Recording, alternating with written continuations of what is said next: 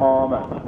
And the type of charge was called a hollow charge, which meant that a small charge would enter through the armour of the tank, and then the main charge would follow behind through that small hole and explode inside the tank and obliterate everybody inside with the shockwave, bits of shrapnel as well. Very, very effective weapon, and very much feared by the Soviets and the Allies as well. I was saying about the first model was actually fired without the heat shield, so we'll fire that, sir.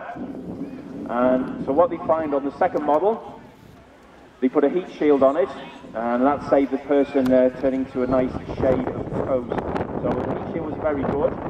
They're actually equipped with special heat-proof kit and a mask without the heat shield on. But the thing with this is that it could be hidden in a bush or behind a wall or in the rooms of a building, and that should be fired into a tank.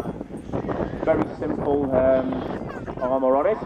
Okay, we'll have a look at that. Well, it's just a technical problem. You know, when things don't work properly, it's embarrassing. So we're going to move straight on, and we're going to have a look at some of these machine guns here. It's a little one. If we bring these on here, this is a Panzer Faust, and he's got an MG34. So if we just close in the middle there, on the top, there and right in the middle, then we can all see him.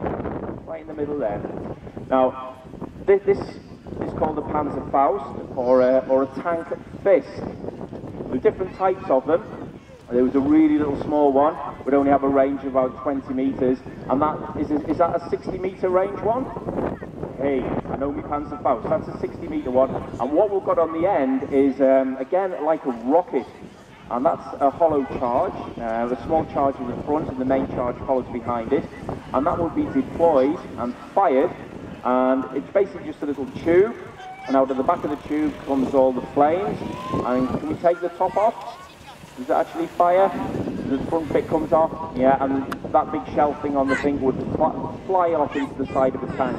And that would have been given in the tens of thousands again to the Volkssturm and the German infantry, and it proved a very, very effective way to destroy Allied armour, especially in T-30. No Allied tank could survive being hit by a Panzer Faust, and as the war went on, they actually developed one that would be accurate to 100 metres. That one was only accurate to about 60 metres, so you can imagine the fear of firing that into a tank that's only 60 metres away from you. Okay, that's the Panzer Faust, and another classic German weapon. We've got the first machine gun that was actually issued to the German army, and that's an MG34, and that was issued in 1934 to the German army, and very, very expensive to make, but it saw service right throughout the war. And disadvantages of that, it was just its production time.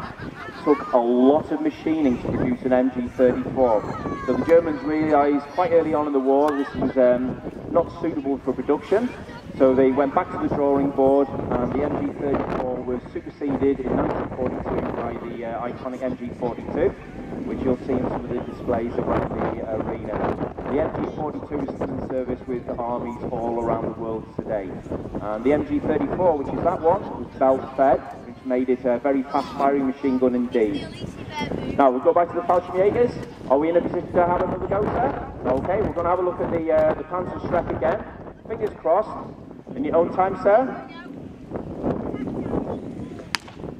Hey, there he is. Off he goes. Let's give him a round of applause. Now, you've got to try and imagine there.